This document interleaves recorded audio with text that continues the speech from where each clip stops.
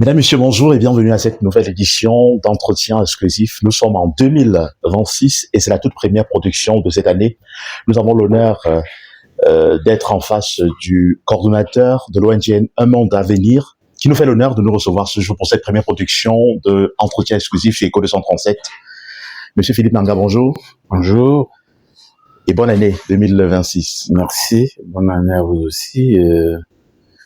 Meilleurs vœux à vos millions de téléspectateurs, millions de personnes qui vous suivent, malgré un environnement essentiellement difficile, malgré une fin d'année et un début d'année difficile pour beaucoup de Camerounais. Il faut toujours garder espoir que l'avenir meilleur est possible. Et surtout, nous confier à celui qui finalement a le dernier mot, c'est-à-dire Dieu qui existe, le Dieu de nos ancêtres. Voilà.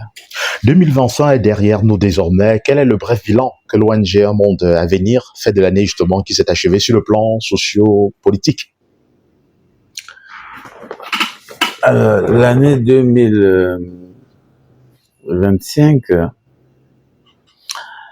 a constitué pour nous une année très mouvementée à l'ONG Un Monde à Venir parce que c'était une année électorale et Un Monde à Venir qui travaille beaucoup sur ces questions, étant donné que l'élection constitue un moment phare pour évaluer, n'est-ce pas, le niveau de démocratie dans un État. Un Monde à Venir a au cœur de ses activités, n'est-ce pas, la question de la démocratie. Donc c'était une année qui était déjà prévue pour être suffisamment encombrée en termes d'activité, en termes de sollicitation. Nous le savions déjà.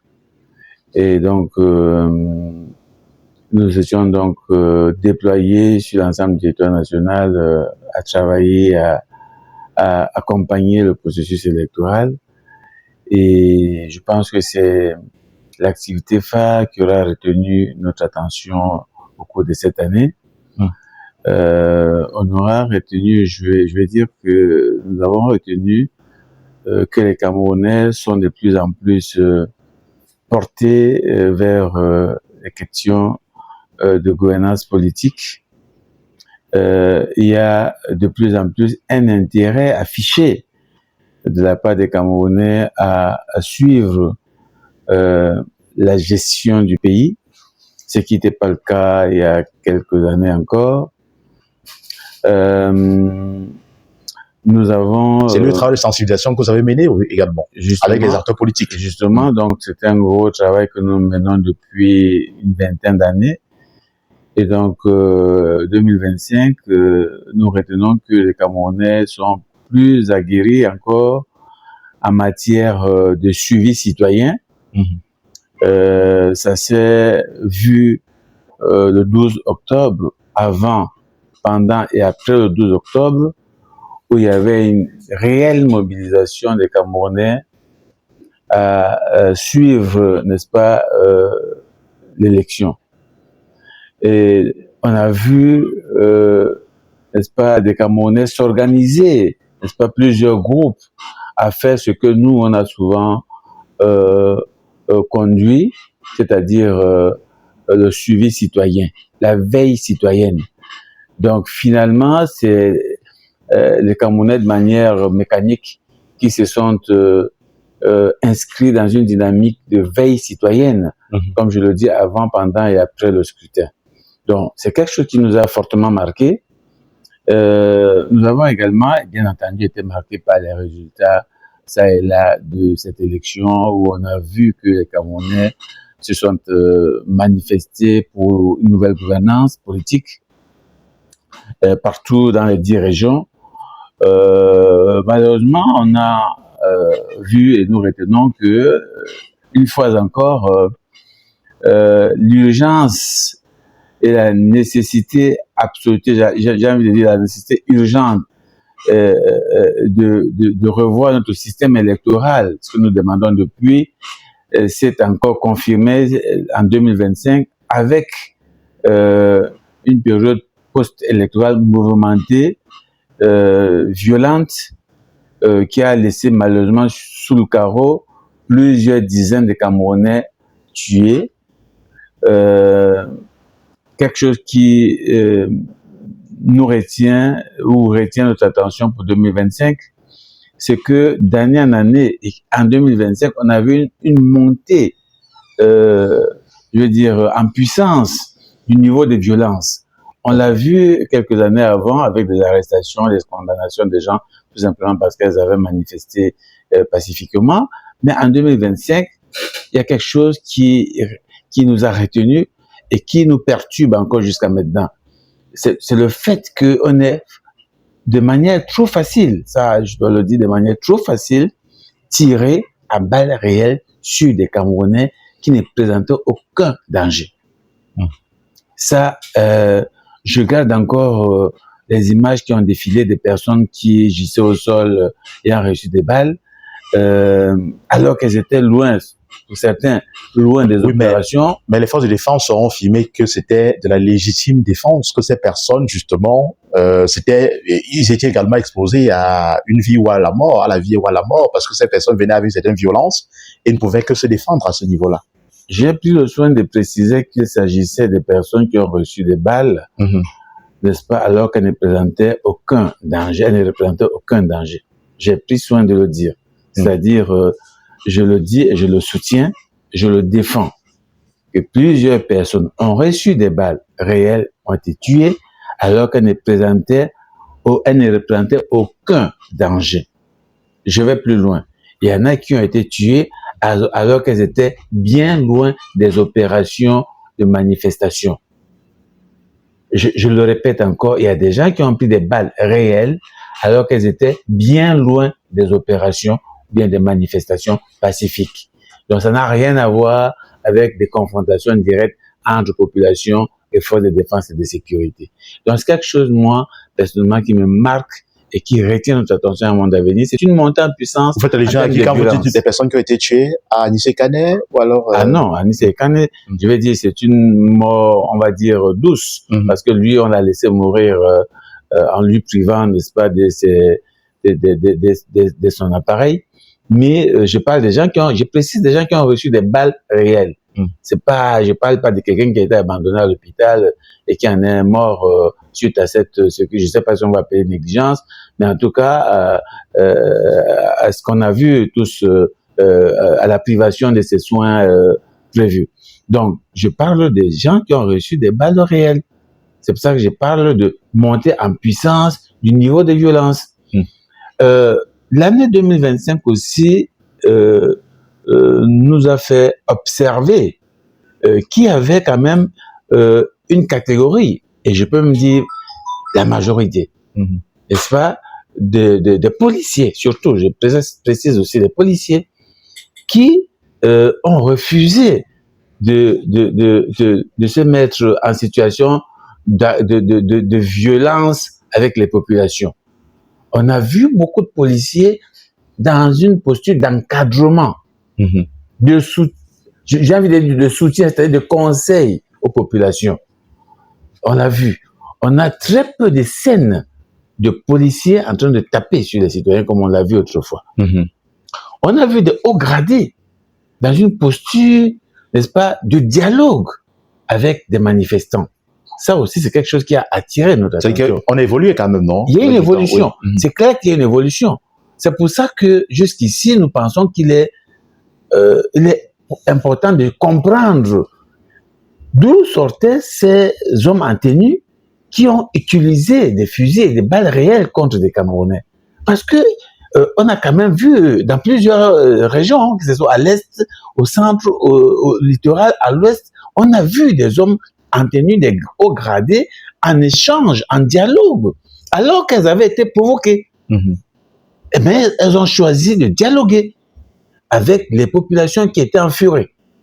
Donc, ça, c'est quelque chose qui a retenu notre attention et qui nous fait dire qu'effectivement, notre pays, n'est-ce pas, dispose des forces de défense et de sécurité en capacité d'encadrer les manifestants. Donc, là encore, on a la preuve que si les décideurs politiques, n'est-ce pas, respectent nos engagements en ce qui concerne la protection des Camerounais, eh bien, on a, n'est-ce pas, des hommes en tenue suffisamment formés pour encadrer et accompagner les manifestants sans avoir besoin d'entrer en confrontation avec eux. Voilà, nous débutons une autre année. Issa Jérôme Bakary, annoncé deuxième à cette élection par le Conseil constitutionnel, lui projette de revenir au Cameroun. D'ailleurs, il a annoncé dans l'un de ses messages adressés aux Camerounais le 31 décembre. Il est également présenté comme, voilà, pointé du doigt comme l'instigateur des violences post-électorales qui ont entraîné la mort et de nombreux Camerounais, de nombreux dégâts que vous avez évoqués tout à l'heure. Peut-on croire justement à la sincérité d'Issa Jérôme Bakary quand il dit qu'il revient bientôt, lorsqu'on sait qu'il est pointé du doigt d'être l'instigateur de tout ce qui s'est passé? Il me semble que je sois très mal placé pour répondre à cette question parce que je ne suis ni membre de son parti, ni proche de ses équipes. Je suis un observateur de la scène sociopolitique. Il sait sur quoi il se base quand il dit qu'il va rentrer au Cameroun. Je ne saurais commenter une telle position d'un homme politique qui est suffisamment, je veux dire, responsable, qui sait sur quoi il s'appuie pour dire qu'il pourrait rentrer. Maintenant, voilà, donc le reste, je ne suis pas assez apte, n'est-ce pas, pour me prononcer sur un tel engagement. Est-ce qu'il n'est pas temps de passer à autre chose, comme le souhaite le pouvoir de Yaoundé? Les élections sont passées, on attend le nouveau gouvernement. Selon vous, en tant que leader de la société civile, alors quelles sont les actions que peut mener le gouvernement pour qu'il y ait un certain apaisement véritablement entre ces acteurs politiques? En tant qu'observateur, je ne pense pas qu'il soit raisonnable de parler de passer à autre chose. Et j'avoue que depuis quelque temps, je suis un peu embêté, à la limite choqué, d'entendre des gens parler de passer à autre chose. Et ça devient, j'ai envie de dire, culturel chez nous, de dire on passe à autre chose. C'est-à-dire, vous avez un carnage de personnes, vous avez des violences ça et là, et puis on vous dit, écoutez, c'est passé, on va à autre chose. Non, on ne peut pas parler de passer à autre chose alors que nous avons plusieurs dizaines de personnes tuées, dont aucune enquête n'a débouché sur des résultats concrets pour nous expliquer pourquoi ces personnes, comment ces personnes ont été tuées, par qui elles ont été tuées.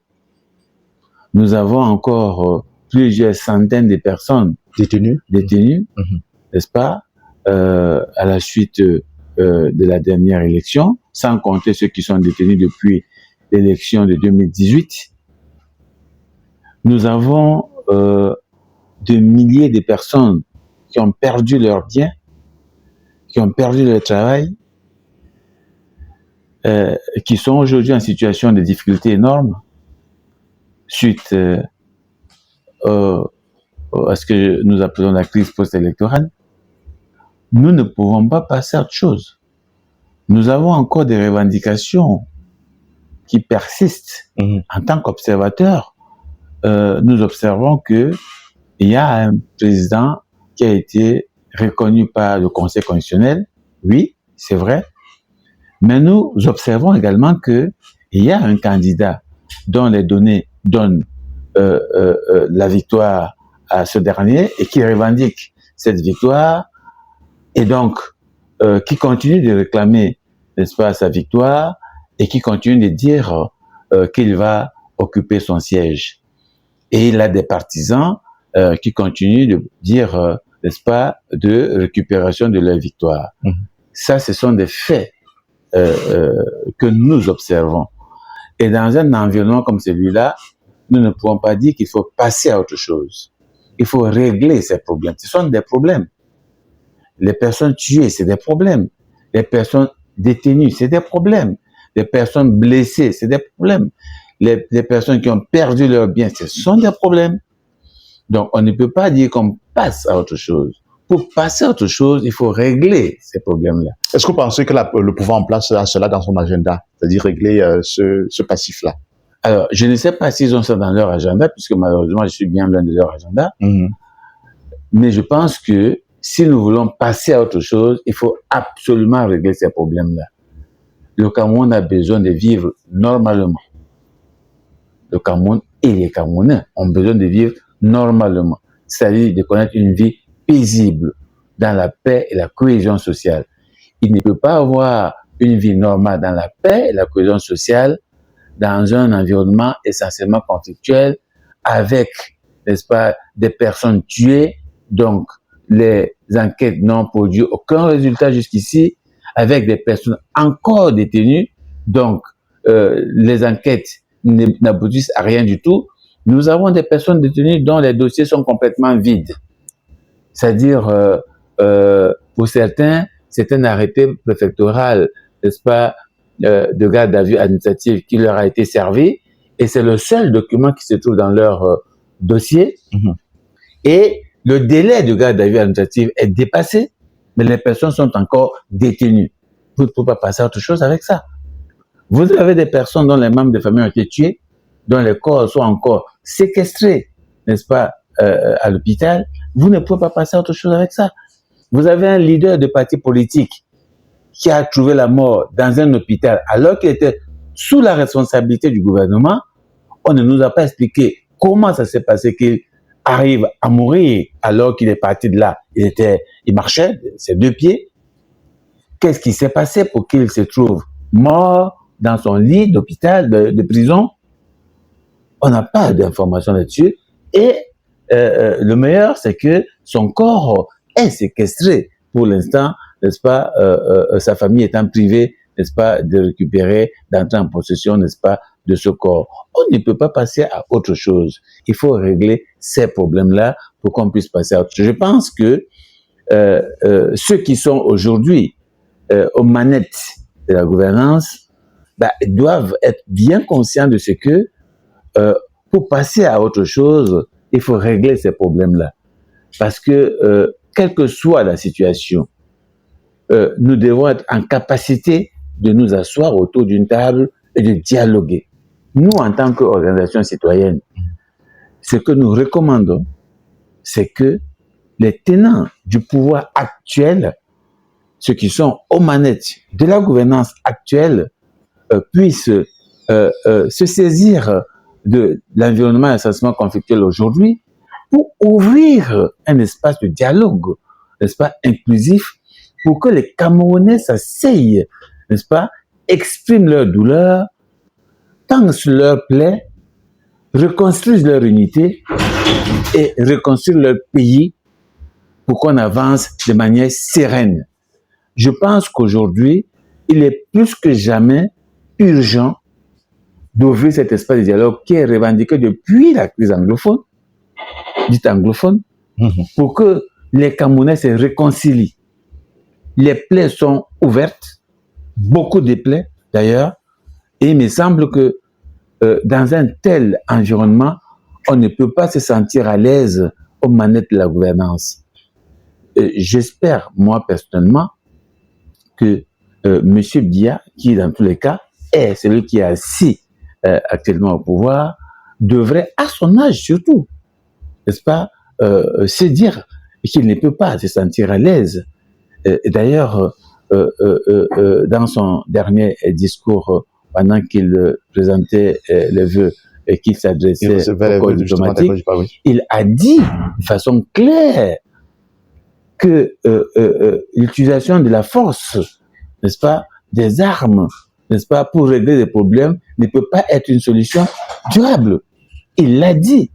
Alors, s'il sait que ce n'est pas par la violence, ce n'est pas par les armes, ce n'est pas par la torture qu'on peut régler des conflits, et il me semble qu'il est aujourd'hui urgent qu'il crée les conditions nécessaires pour que les Camerounais se parlent, pansent leurs plaies, construisent notre pays, se réconcilient pour qu'enfin on retrouve un environnement de paix et de cohésion sociale. Dans ce contexte que vous venez de décrire, il y a des acteurs politiques qui se préparent à aller aux élections municipales et législatives en mai prochain, pendant que certains, justement, demandent que des actions concertées entre les partis de l'opposition soient menées afin donc d'exiger la réforme du code électoral. Issa Chiroma Bakari et le FSNC disent ne pas être justement concernés par ce qu'ils appellent une mascarade de plus. Le contexte socio-politique actuel peut-il justement jouer à l'avantage de ces partis d'opposition à ces élections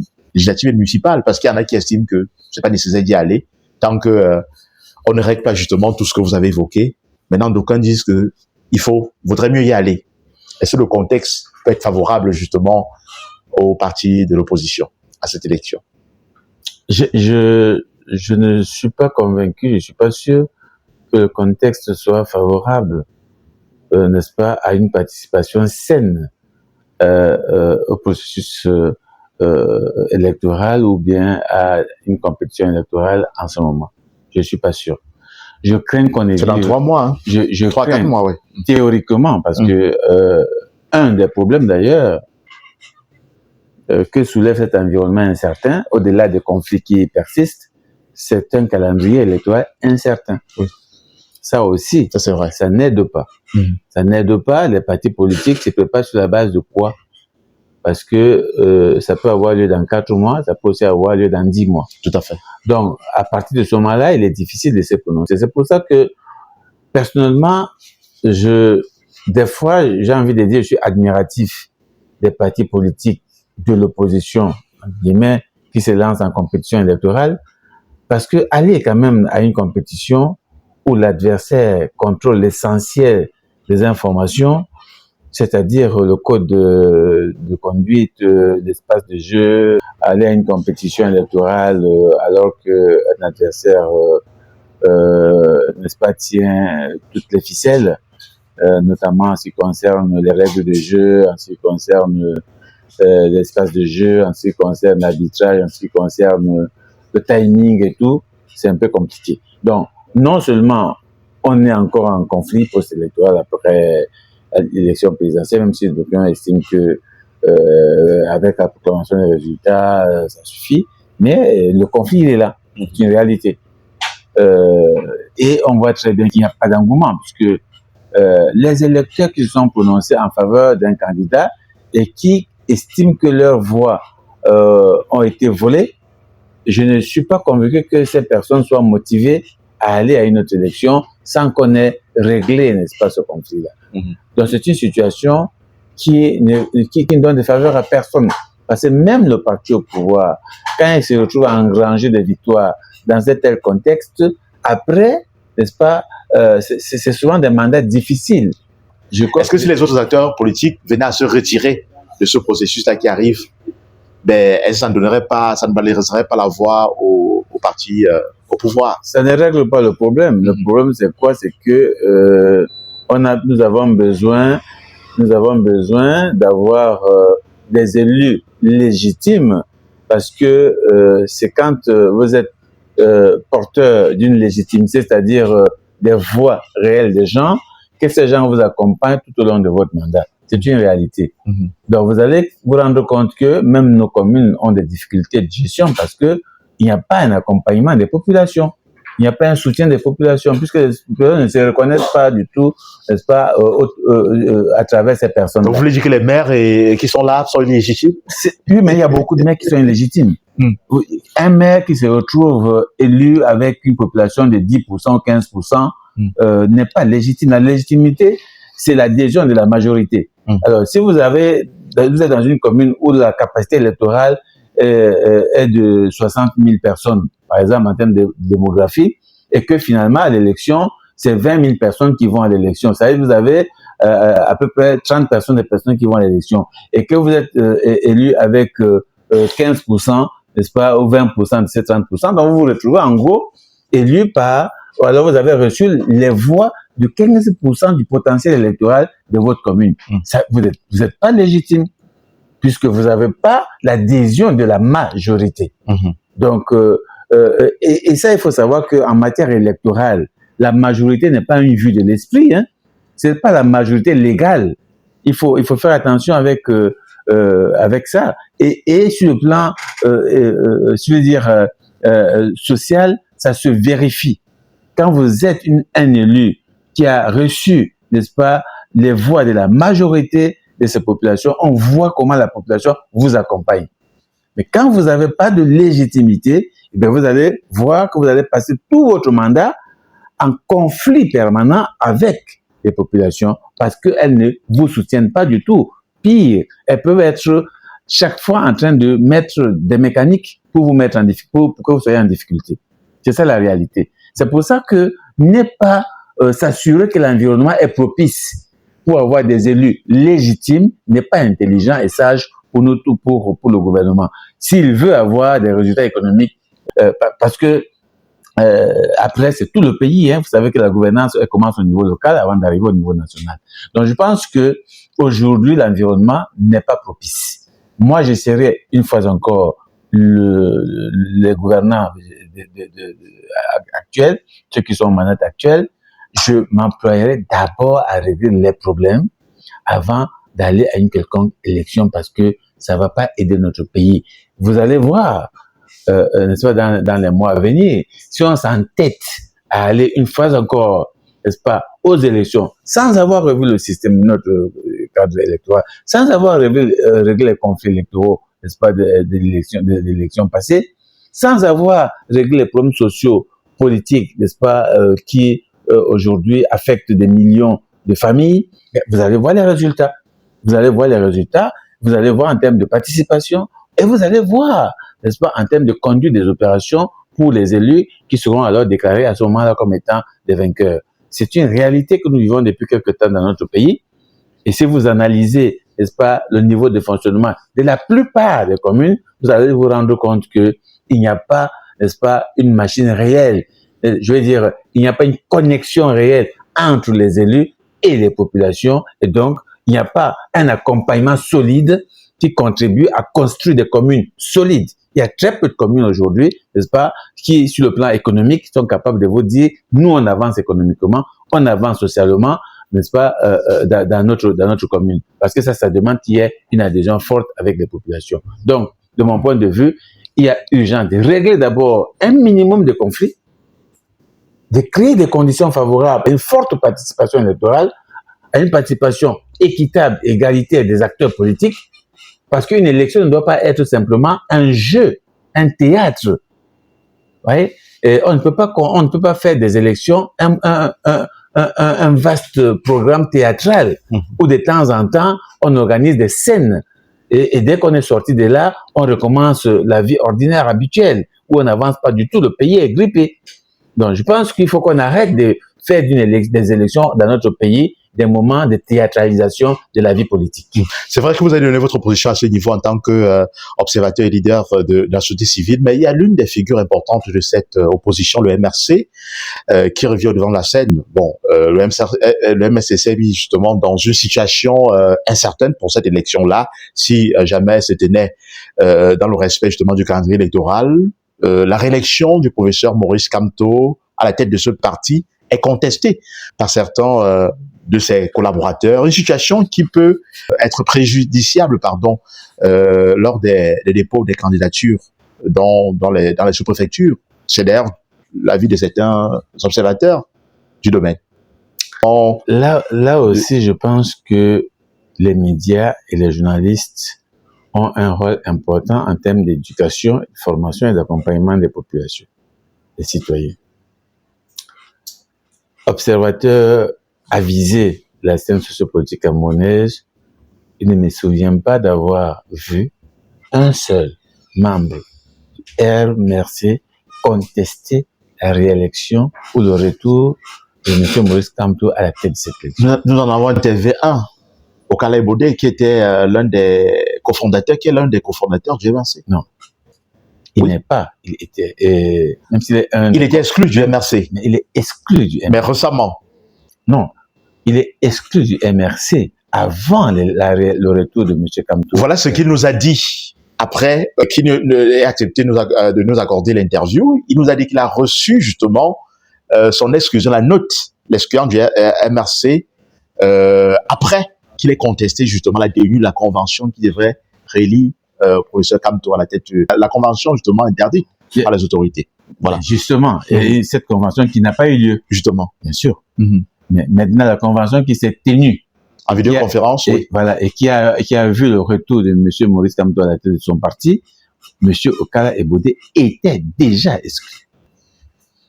Mais il n'avait pas encore été notifié, selon ce qu'il nous a dit. Il avait déjà été notifié, puisqu'il vous a dit qu'il a été notifié au lendemain de la première convention interdite. C'est vrai, puisque les documents circulent dans les réseaux sociaux avec des cachets des dates. Donc, longtemps avant la tenue de la convention qui s'est tenue en ligne. Nous suivons quand même ces affaires-là. Vous voulez dire quoi par là? Qu'il s'agit de la manipulation Il n'y a même pas de manipulation. La manipulation ne peut exister que s'il y a une mauvaise interprétation des faits par les médias et un mauvais relais. C'est pour ça que j'appelle les médias et les journalistes à relayer la bonne information et les faits. Mais il faut dire, selon les dires justement, les déclarations de Dr Ebode, il nous fait savoir justement qu'il n'est pas le seul à contester ce retour qui s'est fait justement dans le Nord-Est. Je restitue juste les faits. Peut-être en tant qu'observateur et élité de la société civile, vous allez pouvoir donner votre avis parce qu'on veut éclairer justement l'antenne des téléspectateurs à ce niveau-là. Il s'est dit justement qu'il n'a pas respecté, je vais dire, les statuts justement de ce parti-là qui voudrait que un ancien président ou un ancien responsable, une fois démissionné, pour réintégrer justement, je vais dire, son rang de responsable, il faudrait qu'il passe 3 ans comme militant du parti. Voilà. Je parle en tant que membre fondateur d'une organisation qui a pignon sur rue et qui tient ses activités, ses rencontres statutaires de manière régulière depuis 20 ans. En dehors de mon avenir, j'ai été à l'initiative de beaucoup d'autres organisations, des réseaux et plateformes. Je sais comment ça fonctionne. Il n'y a pas de différence entre le fonctionnement des partis politiques et le fonctionnement des associations. C'est les objectifs qui changent tout simplement.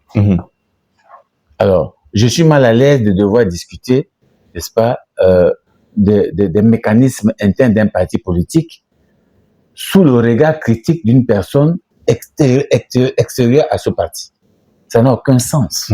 C'est pour ça que je vous dis, en tant que journaliste, si quelqu'un vous dit je suis contestataire de mon exclusion dans une organisation, et il vous dit, je ne suis pas le seul, il doit pouvoir vous donner les noms des autres personnes qui ne sont pas d'accord avec qui sont du même avis que lui.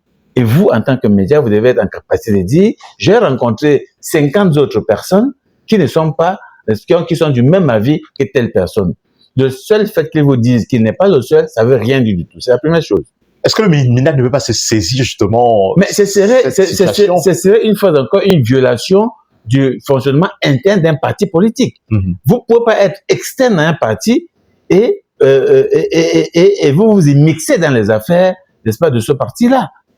Ça n'a aucun sens. Et justement, les médias doivent être vigilants. On a vu l'UPC, le SIF, comment on appelle ça, le CPP, l'UPC être victimes de cela. Nous devons arrêter ça. Vous ne faites pas partie d'une organisation, vous ne pouvez pas expliquer le fonctionnement de cette organisation-là. Non, vous ne faites pas partie de cette organisation, point. Il est dit dans toute, n'est-ce pas, organisation normalement constituée, que quand il y a un problème, il y a des mécanismes internes de saisine avant d'aller en justice. Est-ce que vous connaissez un seul membre du MRC qui ait contesté le retour de Maurice Kamto? Non. Vous me donnez le nom, tout simplement. Non, en dehors de Okala Ebode, qui est exclu. À partir de ce moment-là, raisonnablement, vous, en tant que média, vous devez dire à M. Okala, qui est un ami, avec qui j'ai fait beaucoup d'activités, c'est un militant, je suis un peu étonné d'ailleurs de sa posture actuelle, et j'ai eu un petit échange avec lui, je le connais vraiment comme un militant. Donc, il sait comment ça fonctionne dans les organisations, il sait que, sauf à vouloir perturber un tout petit peu et à jouer le jeu des gens qui veulent pas voir des organisations solides fonctionner au Cameroun, il sait que légalement, il n'a rien à faire. Il a été exclu, il est exclu, voilà, il le sait. Je ne veux pas rentrer dans les choses parce que les réseaux sociaux aujourd'hui nous permettent quand même de comprendre et de voir un certain nombre de réalités, même au fin fond des organisations dans leur fonctionnement. Et donc, le problème, aujourd'hui, le fonctionnement du MRC est connu parce que on sait dans quelles conditions leur président est parti et on sait, moi je le sais, les membres de on a commenté quand ça s'est passé et quand il y a eu la résolution donnant droit M. Maurice Kamto de se saisir des mécanismes qu'il juge nécessaires pour sa participation à l'élection présidentielle. Nous, en tant qu'observateurs externes, nous savions qu'après cette élection, il retournerait au MRC. C'était une évidence. Un observateur sérieux ne peut pas dire qu'il est étonné de ce qui s'est passé. Ça n'est pas sérieux. C'est intellectuellement malhonnête de prétendre qu'on ne savait pas qu'après l'élection, M. Maurice Kamto rentrerait au MRC. Ce n'est pas sérieux intellectuellement. C'est pour ça que je dis que les médias et les journalistes doivent relater les faits, restituer la vérité. Donc moi, sans être membre du MRC, ainsi que les autres membres de Monde Avenir, on a analysé ça depuis le début. Je dis encore, un observateur averti de la scène sociopolitique camerounaise savait que le professeur Maurice Kamto avait reçu un mandat pour utiliser un mécanisme approprié en ce qui concerne sa participation à l'élection et que c'était simplement provisoire, c'était conjoncturel et donc il devait retourner. C'était sûr ça par tous les analystes, pour tous ceux qui suivent, n'est-ce pas, les faits. Donc aujourd'hui, mettre ça sur la table comme étant un conflit, c'est pas sérieux. Je pense que le MRC n'a pas de problème, sauf à vouloir en créer, comme malheureusement on a eu des situations. Je vous le dis parce que moi, à un moment donné, j'ai été dans un réseau où quelqu'un qui avait été exclu a créé des soucis, nous a d'ailleurs traduit dans les tribunaux alors qu'il ne faisait plus partie de ce réseau-là. Et il est allé créer une association au nom du réseau. Dans un état normal, il aurait été poursuivi par le ministère public. Mais il faisait quand même dans les tribunaux avec, n'est-ce pas, le label d'un réseau, mais plutôt une association portant le nom d'un réseau. Donc, on a vécu beaucoup de situations comme ça dans ce pays où on veut l'UPC, on sait ce que ça a créé, le CPP, on sait ce que ça a créé. Je pense que nous ne devons plus accepter, n'est-ce pas, qu'on perturbe le fonctionnement des organisations qui se sont constituées au pied n'est-ce pas, des réflexions, des sueurs, des sacrifices de plusieurs personnes. Donc vous pensez comme certains qui voient en ce conflit, si on peut appeler ainsi, une manœuvre justement du système visant à fragiliser ce parti politique? C'est très clair. C'est très clair parce que j'ai du mal à comprendre qu'une personne sorte dans une organisation qui a des milliers de membres et qu'on fasse autant de tapage. S'il n'y a pas une manipulation derrière, c'est quoi? C'est quoi? Il y a forcément une manipulation derrière. Est-ce que tout cela, d'après vous, vous en tant qu'observateur, affaiblit le MRC? Est-ce qu'on peut s'attendre à ce que le MRC revienne avec cette même force qu'elle a souvent su montrer à ses militants et sympathisants? C'est clair que ces 5 dernières années, ce parti politique a reçu tous les coups. Tous les coups. Et donc, qui ont forcément fragilisé, n'est-ce pas, son dynamisme. C'est une évidence. Un analyste sérieux ne peut pas dire que ce parti n'a pas pris des coups et que ne se sente pas quelque part fragilisé. Mais vous savez, la force d'une grande organisation, c'est sa capacité à se relever quand elle est en situation trouble. C'est pour ça que la fragilisation d'une organisation ne doit pas constituer un moment de rupture, n'est-ce pas, de son dynamisme. C'est un moment, au contraire, qui doit amener le parti, l'organisation à réfléchir, à se reconstituer. Et je pense que le MRC, il n'y en a pas beaucoup de partis au Cameroun qui sont aussi bien structurés.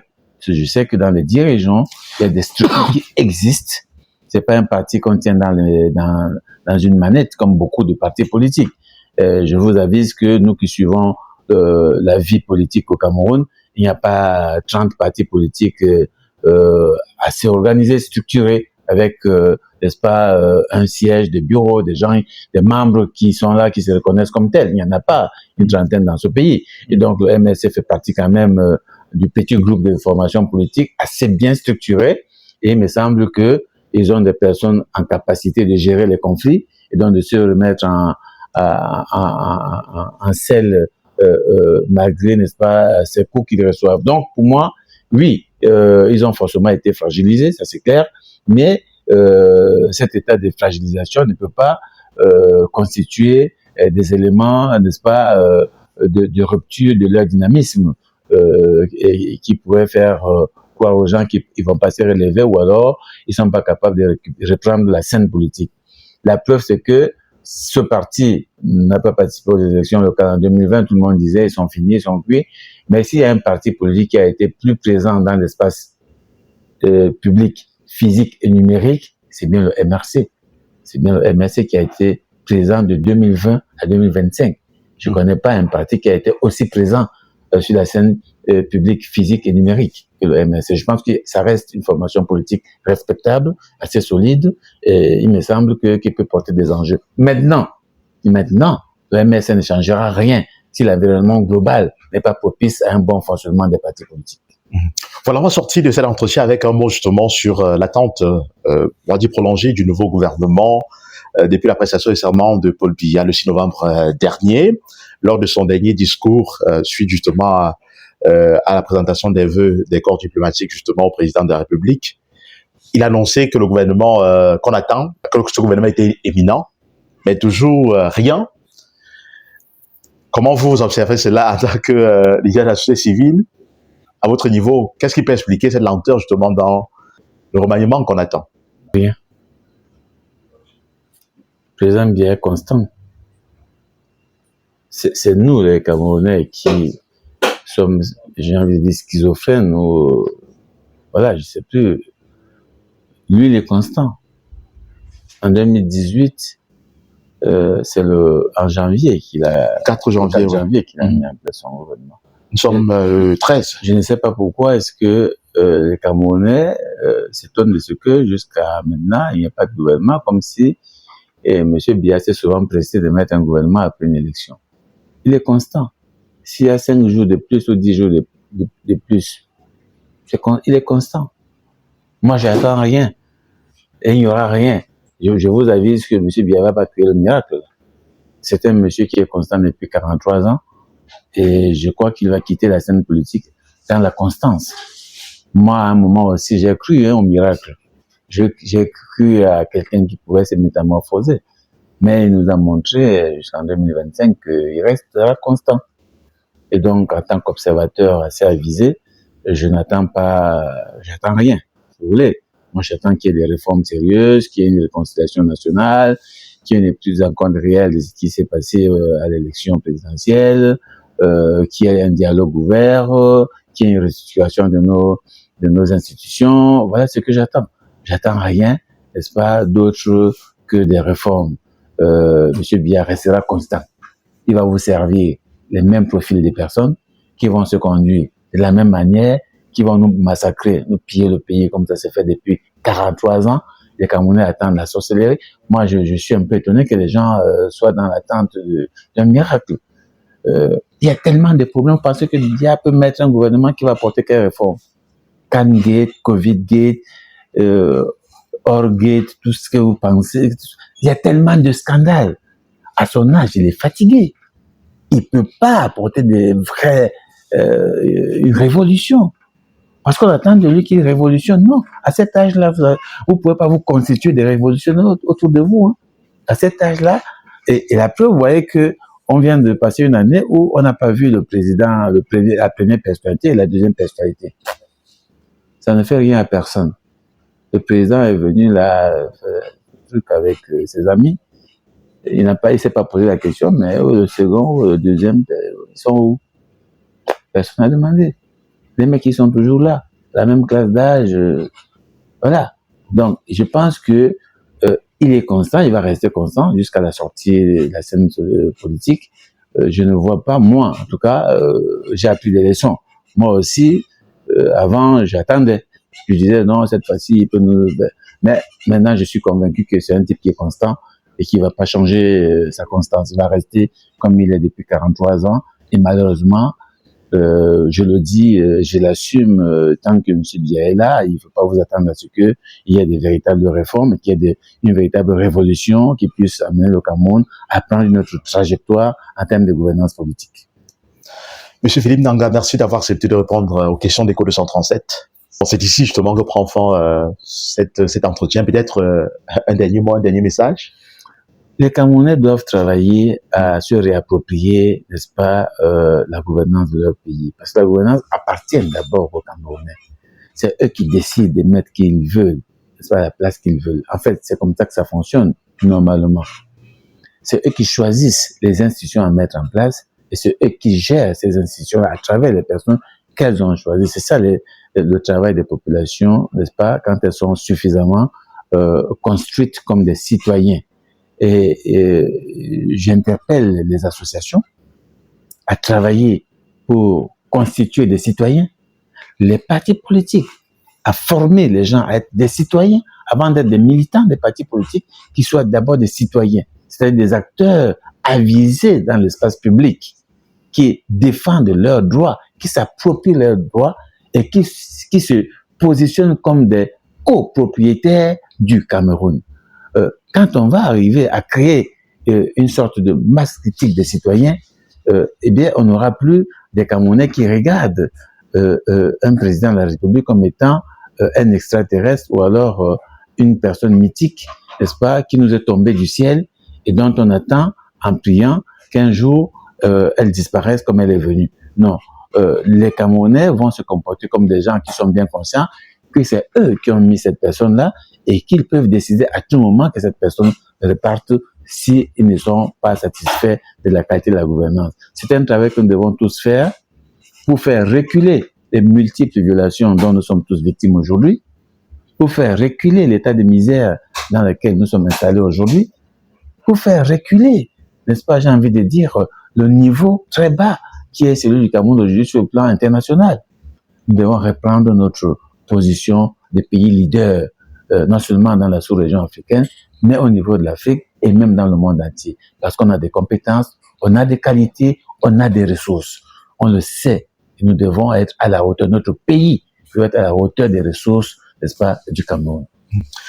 Monsieur Philippe Nanga, merci. Merci infiniment. Je rappelle que vous êtes le coordinateur de Un Monde à venir. Mesdames, Messieurs, stop et fin pour ce premier numéro de l'entretien chez Écho 237. Nous sommes en 2026. Justement, c'est le tout premier numéro. Merci de nous avoir regardés. On se retrouve très prochainement. Merci de partager, de liker et de vous abonner chez Écho 237, la chaîne de valeur. À très bientôt.